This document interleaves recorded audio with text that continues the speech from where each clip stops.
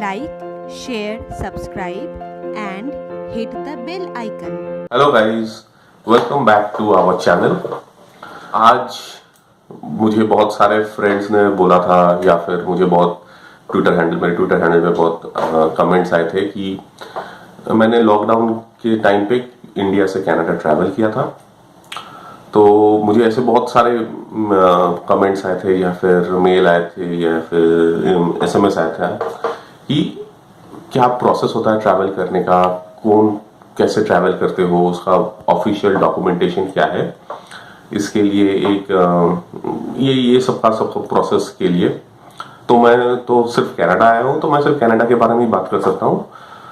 तो आज ये ब्लॉग मैं इसलिए बना रहा हूँ फॉर ऑल माय फ्रेंड्स जो कि मुझे बार बार रिक्वेस्ट कर रहे थे कि आप कुछ ऐसा बताइए हमें कि क्या क्या रिक्वायरमेंट्स है, क्या कैसे वो इंडिया से कनाडा आ सकते हैं, किस टाइप के वीजास पे आ सकते हैं। तो this is a small blog for those friends.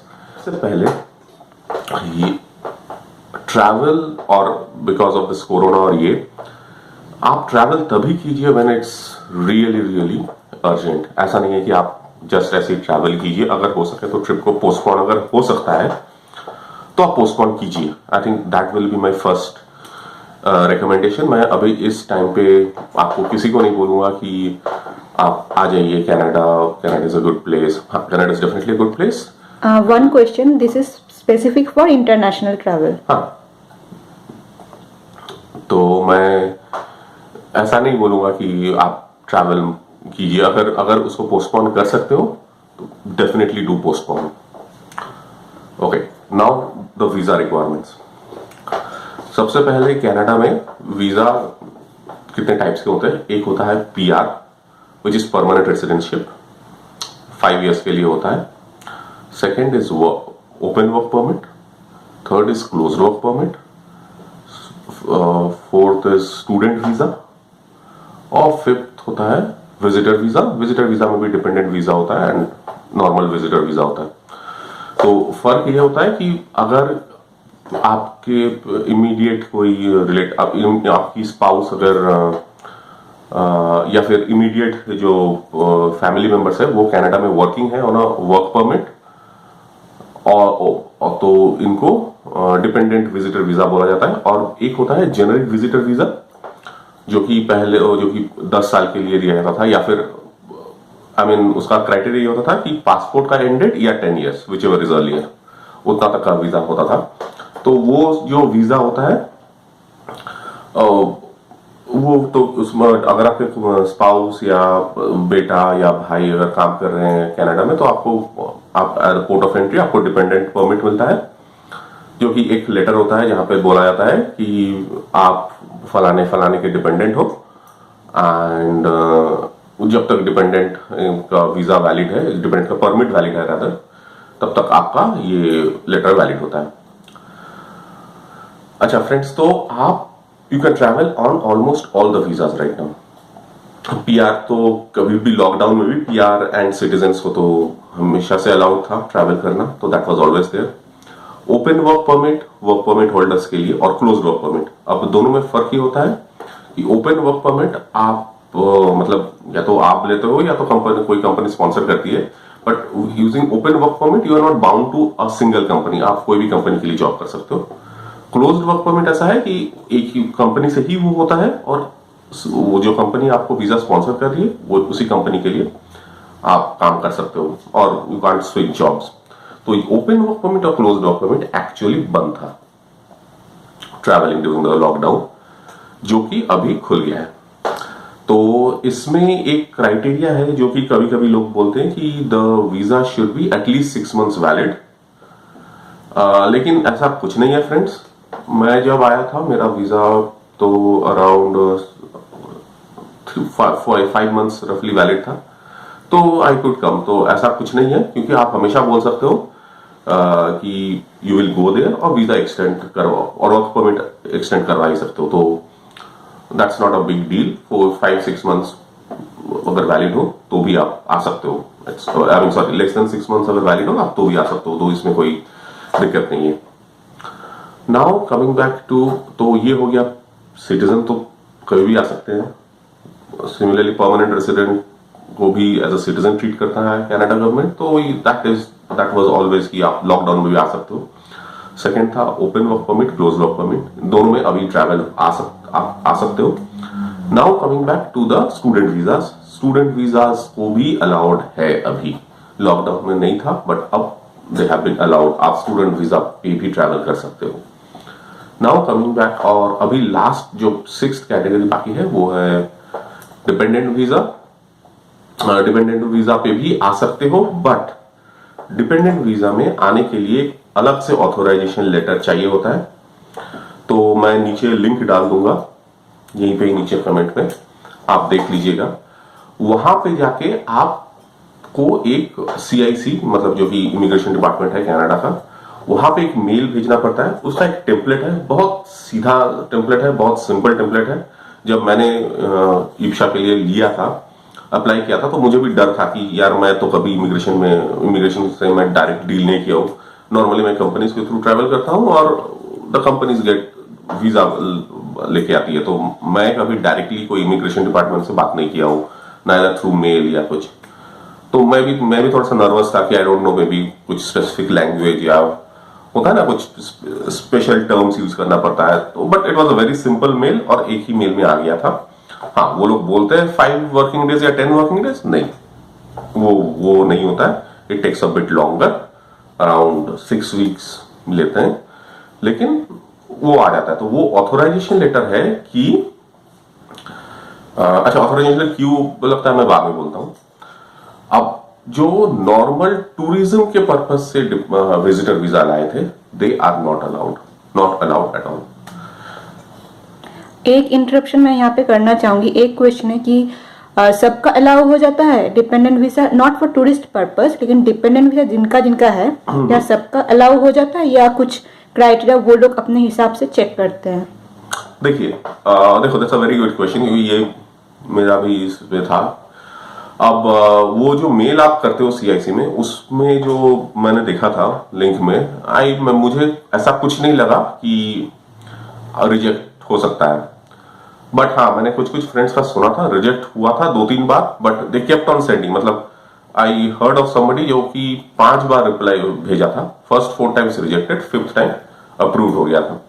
अब मुझे नहीं पता ये क्यों है, लेकिन आइडियली उस जो डॉक्यूमेंटेशन है उसमें ऐसा कुछ क्लॉज नहीं है कि रिजेक्ट होने वाला है। हाँ, ये क्यों मांगता है, और मैंने कॉल भी किया था, मैंने कॉल किया था CIC को पूछने के लिए कि क्यों चाहिए।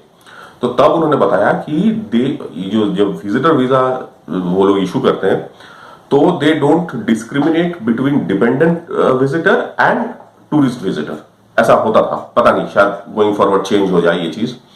तो इसका कहने का मतलब है ये कि जैसे तुमने जब अप्लाई किया था, तो तुम मेरी डिपेंडेंट थी, राइट, कनाडा में, लेकिन तुम्हें जो विजिटर वीजा मिला था और एक नॉर्मल जो बंदा जो टूरिज्म के लिए अप्लाई करेगा, दोनों का वीजा सेम है। तो इसलिए क्या हुआ था, वो जो मेल किया गया था उसमें तुम जिसके डिपेंडेंट हो उसका सारा डिटेल्स मांगते हैं, जैसे कि मेरा पासपोर्ट नंबर, मेरा वर्क परमिट ID, मेरा कंज्यूमर ID, ये सब मांगते हैं। तो इससे ये होता है कि एस्टैब्लिश होता है कि तुम नॉर्मल टूरिस्ट नहीं हो, यू आर अ डिपेंडेंट, और जो कि नॉर्मल विजिटर वीजा में नहीं हो सकता है। तो इसीलिए वो ऑथोराइजेशन लेटर में इंडिकेट किया जाता है कि तुम किसके डिपेंडेंट हो, तुम्हारा वर्क परमिट क्या है, ये सब। और देखो, मुझे फ्लाइट पे भी बहुत लोग बोले थे नहीं 6 मंथ्स अगर वैलिड नहीं है तो नहीं आ सकते हो, और ये सब, लेकिन ऐसा कुछ नहीं है, आप आ सकते हो, क्योंकि तुम भी जब आई थी it was less than 6 months, number 1। Number 2 ये होता है कि health insurance, which is again very very important. आप अगर नॉर्थ अमेरिका में आते हो कहीं पे, हेल्थ इंश्योरेंस बहुत इंपॉर्टेंट होता है। तो हेल्थ इंश्योरेंस के लिहाज से हमने बात भी किया था, हम लोग तो ऑन्टारियो में है, तो we can only speak about service Ontario. Service Ontario में भी तुम्हारा OHIP का जो हेल्थ इंश्योरेंस है, जो गवर्नमेंट का फ्री हेल्थ इंश्योरेंस है, उसमें कवर्ड हो, एज अ डिपेंडेंट कवर्ड हो। पहले क्राइटेरिया था कि you had to stay in Canada for 6 months for OHIP to be covered, अब ऐसा कुछ नहीं है, you are covered the day one you enter. Mainly यही प्री रिक्विजिट था, यही प्री रिक्विजिट था अच्छा, दूसरा चीज आप जो कि लोग पहले भी जा चुके हैं, तो इम्पेशेंट मत नहीं होइएगा, बहुत पेशेंस रखना होता है, क्योंकि अभी ये है कि लॉकडाउन में सिर्फ एयर इंडिया ऑपरेट कर रही है, और इसमें पहले क्या होता था कि आप अगर इंडिया से आप लीव कर रहे हो तो इंडिया जस्ट बेसिकली चेक करता था कि you had a valid visa या कुछ ऐसा, and you are allowed to go, और ज्यादा कुछ चेक नहीं होता था। और अगर आपको कनाडा या यूएसए जो भी कंट्री है जो कि अलाउ नहीं करती थी, तो it use to become that country's responsibility, आपको नेक्स्ट अवेलेबल फ्लाइट में आपको बैठा के डिपोर्ट कर देते थे। अब दिक्कत ये है भैया कि अभी फ्लाइट्स बहुत कम है, दिन में एक फ्लाइट है। तो अब ये होता है कि बिफोर आप न्यू दिल्ली से निकलो, एयर इंडिया के ऑफिशियल्स एकदम आपका डॉक्यूमेंट एकदम बहुत बहुत माइन्यूटली स्क्रूटनाइज करते हैं। तो इसमें मैंने बहुत लोगों को सुना है बोलते हुए कि एयर इंडिया क्यों कर रहा है, they are not the immigration official department. तो रिस्पॉन्सिबिलिटी एयर इंडिया की है, क्योंकि ये लोग लेके जो बोर्डिंग पास इशू करने से पहले ये लोग कंप्लीटली वेरीफाई कर लेंगे कि you have all the documents to travel. और दूसरा चीज, एक फॉर्म दिया जाता है भरने के लिए आपको, रादर 3 फॉर्म्स होते हैं, जिसमें डिक्लेरेशन होता है कि कोविड के लिए अगर कुछ हो जाए आपको तो आप जिम्मेदार हो, कोई और जिम्मेदार नहीं है। शायद ये भी हो सकता है कि आपकी आप अगर दूसरे कंट्री में कोविड से भगवान ना करे कुछ हो जाए, सीरियस कुछ हो जाए, एट द आपकी डेथ हो जाए, तो आपकी बॉडी वापस नहीं आएगी। एंड तो हाँ, ये साइन करना थोड़ा स्केरी होता है बहुत लोगों के लिए, but yes, you have to do sign those forms. ये भी डिक्लेरेशन आपको देना पड़ता है कि जब आप रिटर्न करोगे इंडिया, तो अगर क्वारंटीन होता है तो that will be at your own cost. And what is your quarantine plan? नहीं, क्वारंटाइन प्लान अलग है। मानो जब आप इंडिया से एग्जिट करते हो तो एयर इंडिया तो सबसे पहले आपका डॉक्यूमेंट वेरीफाई करेगा, देन आपको 3 फॉर्म्स देगा।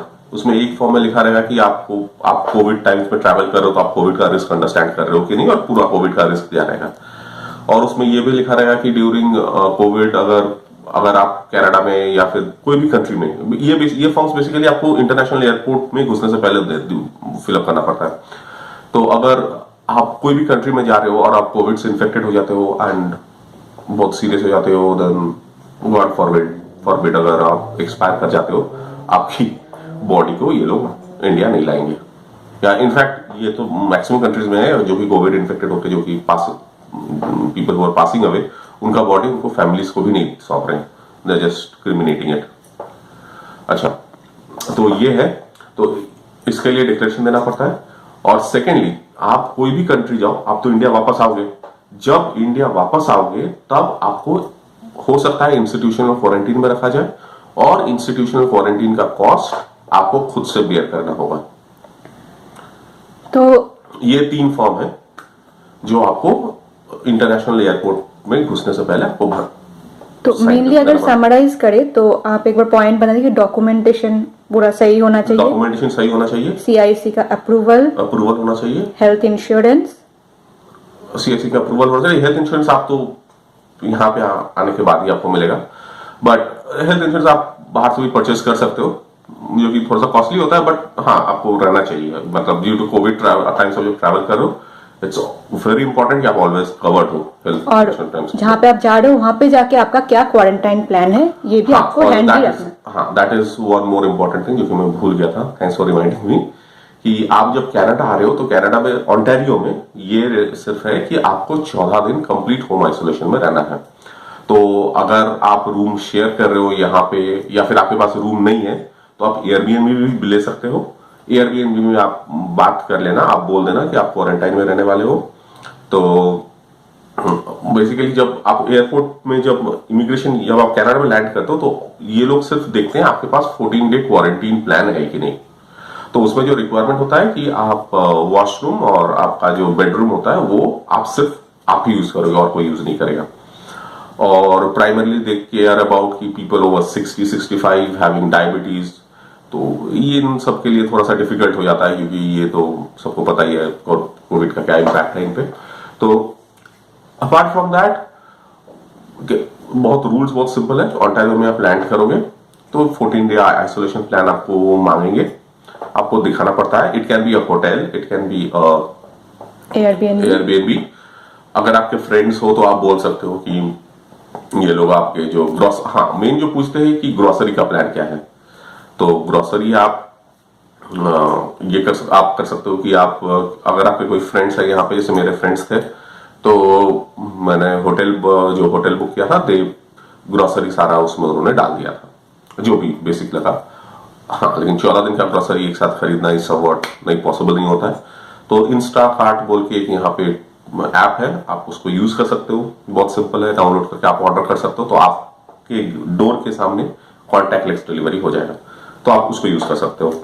Skip the dishes, Uber Yeats, दो बहुत पॉपुलर एप्स है जो कि बेसिकली फूड एप्स है, तो आप उनसे खाना भी और रेडीमेड ऑर्डर करवा सकते हो। तो अगर आप तो बेसिकली ये सब आप प्लान में डॉक्यूमेंट करके ले जाना।